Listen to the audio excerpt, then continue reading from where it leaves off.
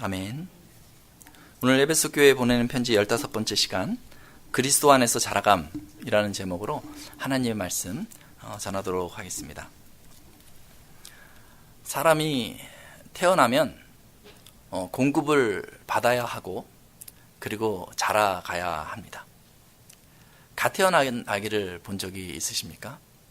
갓 태어나면 사실은 엄마의 젖을 빠는 것도 익숙하지 않아서 훈련을 시켜 주어야 합니다. 근데 어느 타이밍부터 스스로 젖을 찾아서 빨고 그리고 달라고, 밥 달라고 이렇게 우는 아이를 볼 수 있습니다. 그리고 시간이 좀 더 지나면 엄마의 젖뿐만 아니라 이유식을 먹게 됩니다. 그리고 시간이 좀 더 지나면 밥을 먹게 됩니다. 처음에는 이렇게 아이한테 먹여주지만 어느 순간부터는 자신이 시도하고 그리고 직접 밥을 먹게 되는 것을 보게 됩니다. 제법 능숙하게 밥을 먹기 시작할 때 그동안 있었던 이 아이의 성장을 이렇게 되짚어 보면 참 놀랍다 싶습니다. 어떻게 스스로 저렇게 밥을 먹게 되었을까 하는 생각을 하게 되는 것입니다. 어렸을 때는 해줘야 되는 것이 많습니다. 이 똥오줌을 잘 가리지 못하기 때문에 기저귀도 저희가 직접 갈아 껴줘야 합니다. 그냥 귀찮다고 아이를 믿고 내버려 두면 밤사이에 흠뻑 젖어있는 침대 매트를 보게 됩니다. 그때만 당황했던 기억도 있습니다. 아이의 목욕도 시켜줘야 되고 머리도 감겨줘야 합니다. 옷도 갈아입혀 주어야 합니다. 그런데 어느 시점이 되면요, 아이가 그 모든 것을 스스로 하기 시작합니다. 기저귀를 채워주려고 해도 자존심이 상하는지 기저귀를 차지 않겠다고 이야기합니다. 스스로 옷을 입으려고 애를 씁니다. 이 바지가 다리가 2개인데 한쪽에다 2바리를 집어넣고도 자기가 하겠다고 애를 씁니다. 연습하는 거예요. 성장하려고 연습하는 거예요. 그러다 어느 날 되면 제대로 바지를 입기 시작합니다. 스스로 머리를 감고 나서 굉장히 자부심 어린 목소리로 이야기합니다. 머리 내가 감았다고. 근데 비누 거품이 여전히 여기 있는 거 있잖아요. 성장해 나간다는 사실입니다. 그런 모습을 볼 때 놀랍다 싶습니다. 어떻게 이 많은 것들을 배우기 시작했을까? 그리고 자기 것으로 삼기 시작했을까? 청소년 시기가 되면 신체적인 변화가 일어납니다. 저희 교회 학생들도 보면요, 이렇게 어렸다라고 싶었는데 그 2, 3년 사이에 갑자기 쑥 커져버린 그 아이들을 보게 됩니다. 키가 커지고 힘도 세집니다. 근데 외적으로만 키가 커지고 힘이 세지는 것이 아니라 내면에도 큰 변화가 있어요. 이렇게 생각할 때는 어린아이 같았는데, 초등부에 가깝는데 어느 순간 어른에 가까워진 그 아이의 모습을 보게 됩니다. 사고가 깊어집니다. 대화를 해보면요, 자기 스스로 뭔가 책임을 지려고 하는 그런 모습을 보게 됩니다. 예전에는 공부하라고 그렇게 이야기를 해야 간신히 자리에 앉아서 좀 공부하다 놀러 갔는데, 이제는 스스로 자기를 위해서 공부해 나가는 우리의 학생들의 모습을 보게 됩니다. 자신을 위해서 운동을 시작합니다. 정서적으로도 안정이 되고 의지가 생기고 사회성이 발달하는 그 모습을 보게 됩니다. 자기 마음대로 행동하는 것이 아니라 어느 순간부터 부모를 도우려고 하는 우리 청소년 학생들을 볼 때마다 큰 감동이 있습니다. 참 놀라운 일이다. 어떻게 이렇게 자라서 사람이 되어져 갈까 하는 것을 되돌아 짚어볼 때마다 야, 이게 참 기적이구나 싶은 생각이 들기도 합니다. 아이에서 어른이 되어져 가는 그 사람.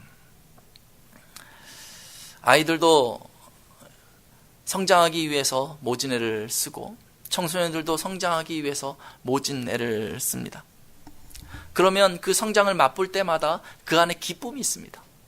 야, 이전엔 내가 이걸 도움을 받아서 했는데 내 스스로 하게 되었구나 하면서 굉장히 기뻐하고 자랑하는 모습을 보게 됩니다. 그것을 보고 있는 부모도 마음이 굉장히 흡족합니다. 이제 많이 컸구나. 이제 많이 컸구나. 지나가던 동네 아저씨는 그런 얘기 합니다. 워낙에 잘하는 아이들을 보면은 너는 커서 장래에 큰 인물 되겠다, 이런 얘기를 하는 거예요. 사람이 성장하면요, 거기에 큰 행복이 있는 것입니다. 그래서 성장하는 곳에서는 활력이 있습니다. 뭐 가진 게 아직 없는데도요, 성장하고 있기 때문에 그 성장을 발판으로 꿈을 갖기 때문에 자신감이 있어요. 이 젊은 사람들을 보면 그런 모습들을 보지 않습니까? 그래서 젊음이 좋다고 하는지도 모르겠습니다.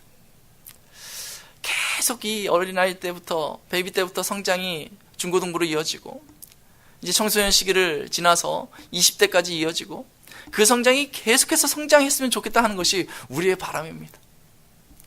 저희의 마음은요, 아직도요, 성장하고자 하는 열망이 있어요.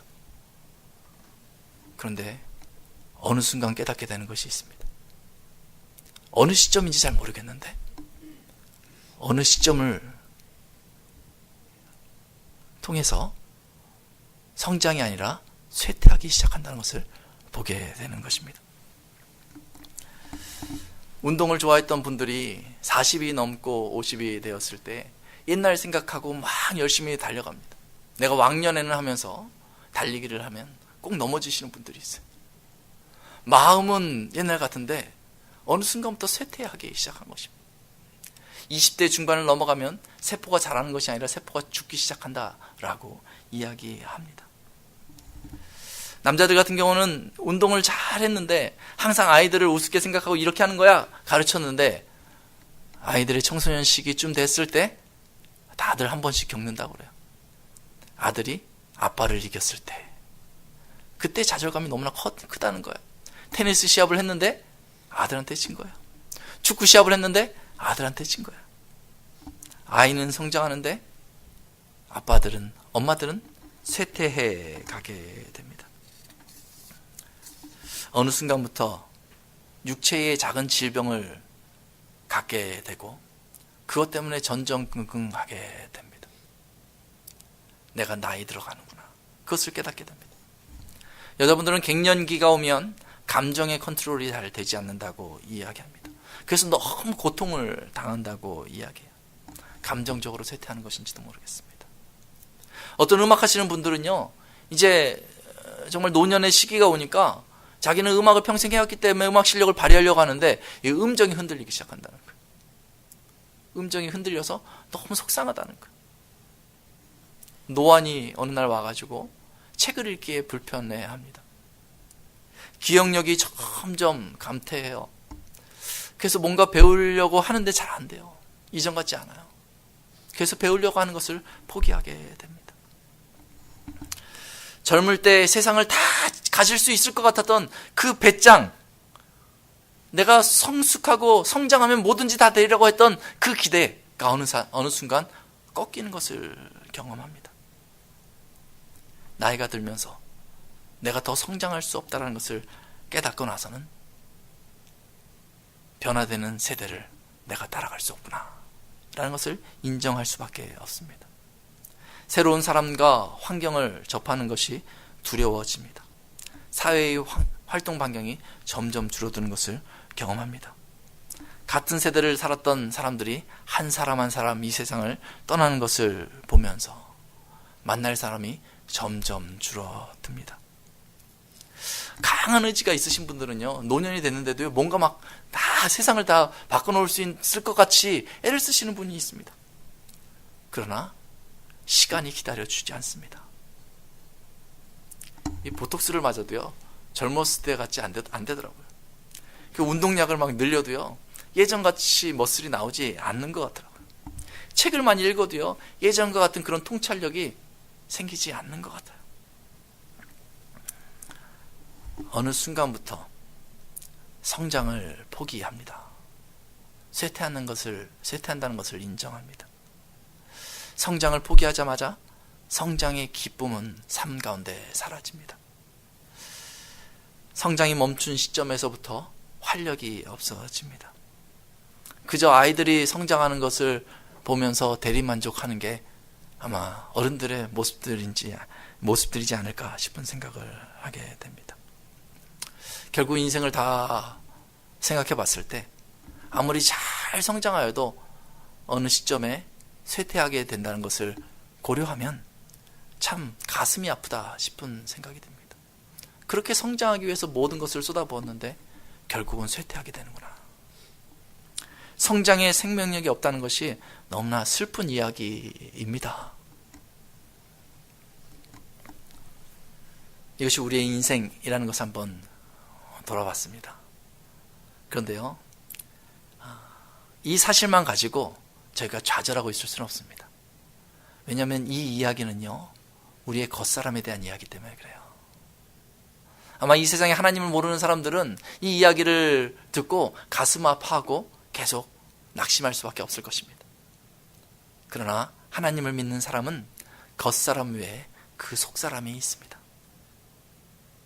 성경은 그 속사람에 대해서 더욱 주목하고 있습니다. 성경은 영원한 것에 더 주목하고 있습니다.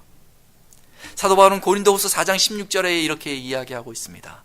그러므로 우리가 낙심하지 아니하노니 우리의 겉사람은 낡아지나 우리의 속사람은 날로 새로워지도다 라고 얘기하고 있는 것입니다. 여러분들이 겉사람에만 관심이 있으면 분명히 낙심하게 될 것입니다. 그러나 예수님을 믿은 이후에 속사람에 관심을 갖기 시작하면 나에게 소망이 있다는 것을 발견하게 되는 것입니다. 디모데후서 4장 8절은 이어서 이렇게 얘기하고 있습니다. 육체의 연단은 약간의 유익이 있으나 약간의 유익이 있습니다. 경건은 범사에 유익하니 금생과 내생의 약속이 있느니라 라고 얘기하고 있습니다. 이 땅에서뿐만 아니라 이후에 그 삶에 있어서도 약속이 있다는 것입니다.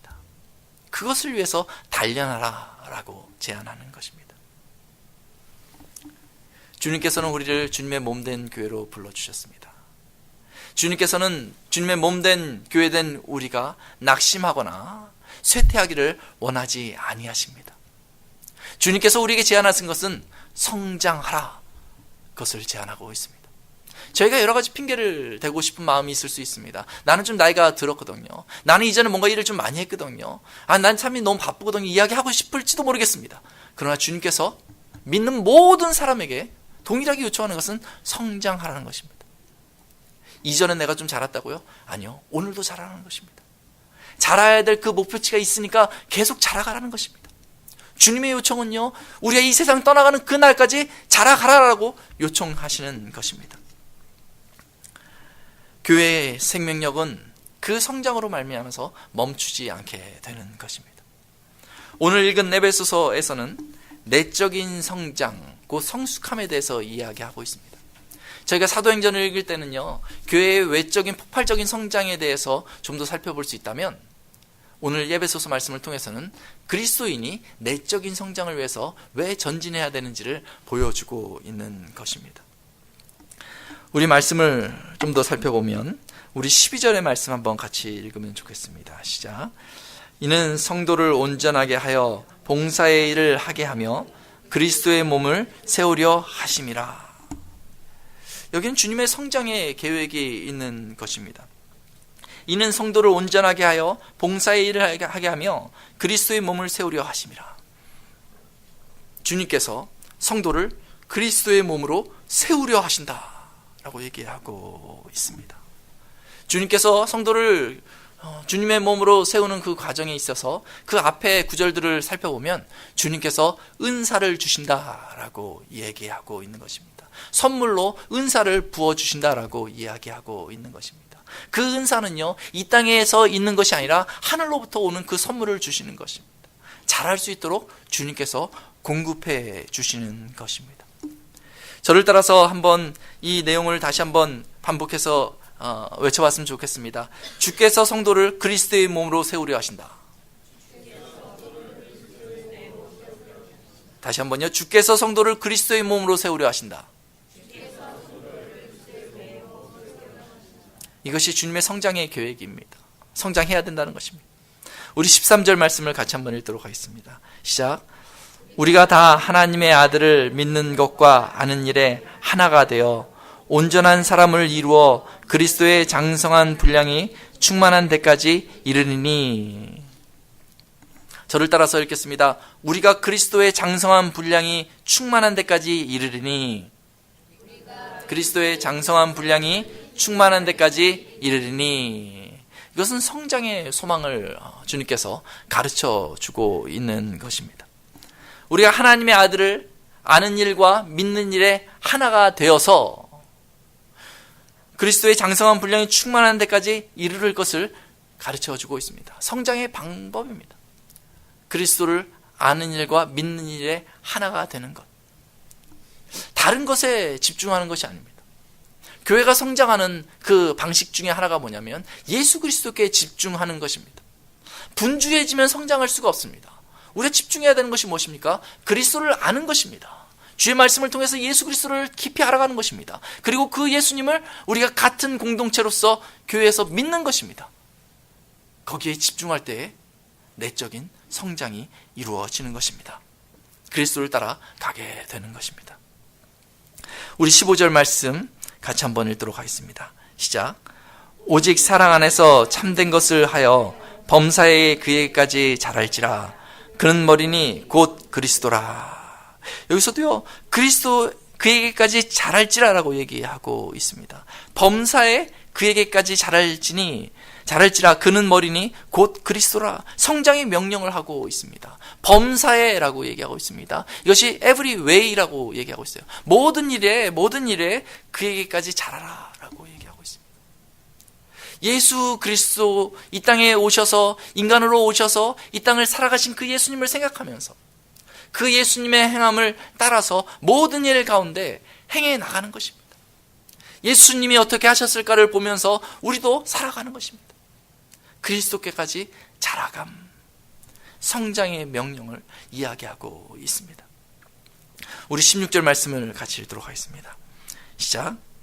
그에게서 온몸이 각 마디를 통하여 도움을 받음으로 연결되고 결합되어 각 지체의 분량대로 역사하여 그 몸을 자라게 하며 사랑 안에서 스스로 세우느니라. 교회의 연합됨을 이야기하고 있습니다. 그에게서 온몸이 각 마디를 통하여 도움을 받음으로 연결되고 결합되어 각 지체의 분량대로 역사하여 그 몸을 자라게 하며 사랑 안에서 스스로 세우느니라. 얼마나 생동력이 있습니까?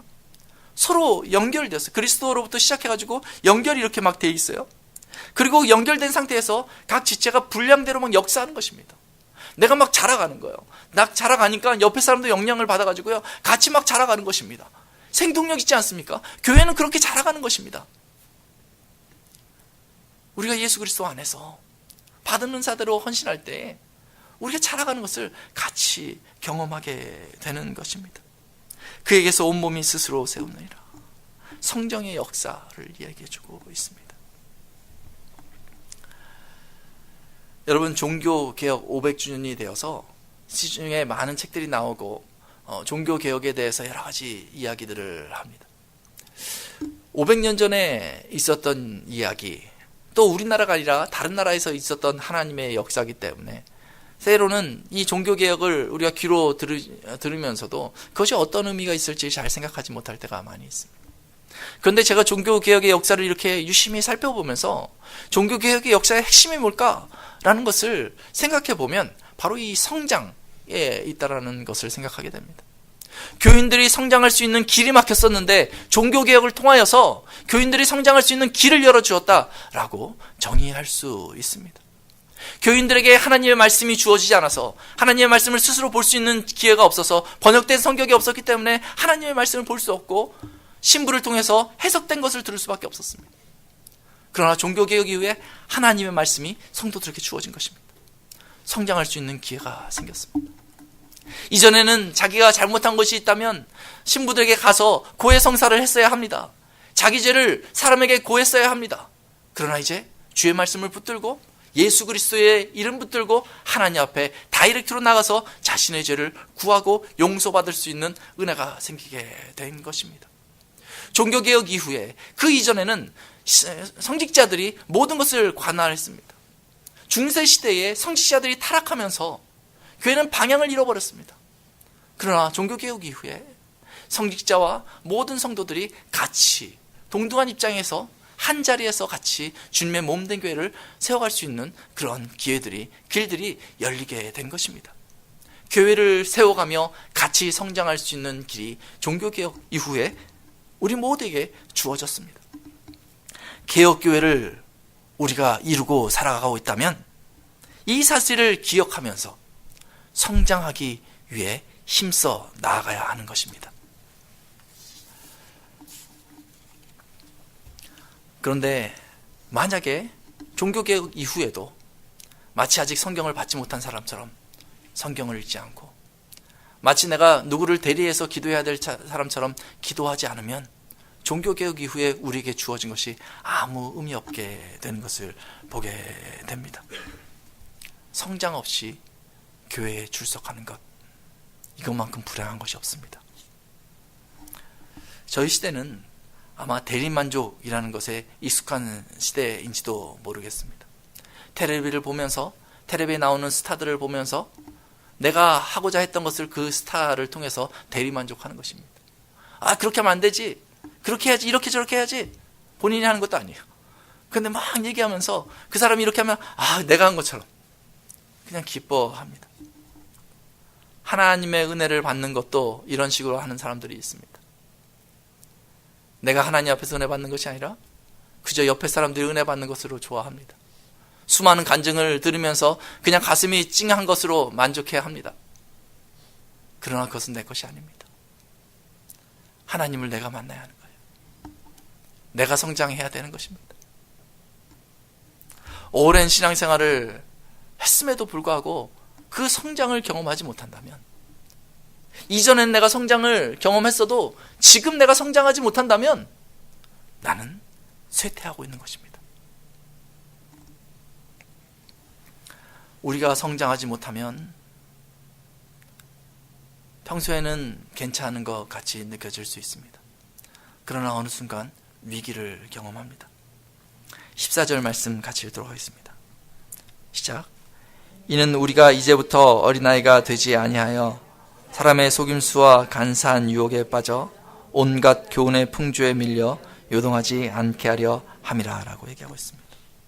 성장하지 못한 어린아이의 모습을 보여주는데, 성장하지 못한 어린아이와 같으면 사람의 속임수와 간사한 유혹에 빠지게 된다는 것입니다. 온갖 교훈의 풍조가 막 밀려올 때에 요동치게 된다는 것입니다. 우리가 예수님을 아는, 하나님의 아들을 아는 것과 믿는 것에 하나가 되었는데 그 안에서 성장하지 못하면 주변에 많은 이야기들이 들려올 때에 그저 흔들리는 것입니다. 이 세상에 많은 소문들이 들려오면 어떡하냐 하면서 흔들리게 되는 것입니다. 교회가 그렇게 흔들리면 교회의 모습을 점점 잃어버리지 않겠습니까? 나중된 자로 먼저 되고 먼저 된 자로 나중된다는 주님의 말씀을 기억해야 할 필요가 있습니다. 성장이 멈추면 어느 순간 나는 나의 자리를 잊어버리게 될 수 있습니다. 오래전에 교회를 나오셨던 한 분을 기억합니다. 그분은 유교를 믿으셨던 분이고 교회를 전혀 다니지 않으셨던 분입니다.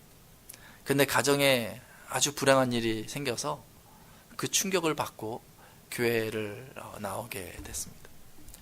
근데 유교를 믿던 분들은요, 뭔가 그 삶에 있어서 좀 반듯한 것을 배운 대로 그대로 하려는 경향이 분명히 있어요. 근데 이분이 교회에 나와서 이제 성경 공부를 하고 이제 교회에 대한 안내를 받기 시작하는데 정말 이분은 배운 대로 흡수를 그대로 하는 거예요. 배운 대로 그대로 행동하는 것입니다. 너무 열심히 그대로 교회는 이런 곳이구나 라고 이렇게 행동하는 것입니다. 막 영적인 성장이 막 눈에 보입니다.